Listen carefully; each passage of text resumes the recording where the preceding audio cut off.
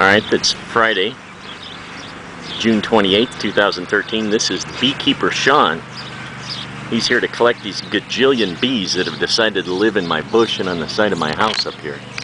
I don't know if you can see that. There is a mess of them. He brought this little trap box thing. I don't know exactly how that works, but how exactly does that work and why are they going in there? It's just set up like a hive. There's two frames in there that look like they're full of comb. There's a little bit of honey and pollen in them. So they'll go in there figuring it's their home. And explain to me again why we're standing here among 10,000 of these and they're not stinging us? When a bee swarms, or when the hive swarms, they'll send out scouts to look for a new home. Once they find a place like your place, they really didn't find a place. They'll latch onto a tree, a car, a house, whatever, until they do find a place. And when they swarm, most of the hive goes out, and the queen that's in the hive right now will leave with them to basically set up a new hive. Huh. Prior to that, they lay eggs, which turn into swarm cells, and those cells left behind, the queen will hatch out of there and start a new hive. Cool. So that would explain why a couple of days ago, see, this all started about 4 days ago when I came out and there were 10 or 12 of them right up there by that. I don't know what they were doing, but there weren't that many of them. I tried to spray them and I thought they were gone because there was nothing there the next day, and then the day after that I came home and there was like thousands of them. Have you lived here for a while? 12 years. Okay. And as far as you know, there's never been any bees? We've never had, no, we don't, that's, as a matter of fact, we don't have bees around here because I'm allergic to them. Yeah. So that's why we keep the black flag on hand. But then a friend of mine recommended I call you because apparently these are... Yeah, they're honeybees. Yeah, and apparently honeybees are like there's something going around that causes them to die off, so there's a shortage of them or something. Yeah, they call it colony collapse disorder.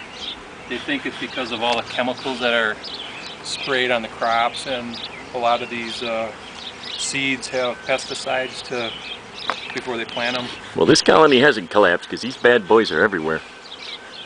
I'm going to... the queen's up there because... There is a bunch of them up there. Yeah. So does she eventually just come out and join them down here, or do you have to go get her? No, if she's up there, I think I'm going to have to come back with a vacuum. Have like a bee vac set up. Really? A bee vac? Yep. I saw an ad for that on Craigslist. I thought it was a joke. All right. Nope. They work. All right. Especially when you have a swarm, or if they were to happen to get into your house, they do it's called a cutout. You basically remove whatever part of the house is there and take the honeycomb out, put it into the frames with rubber bands, and basically you're just setting them back up. Well, that's the skinny. I'm going to back out of here before they sting me. So I think I might have to...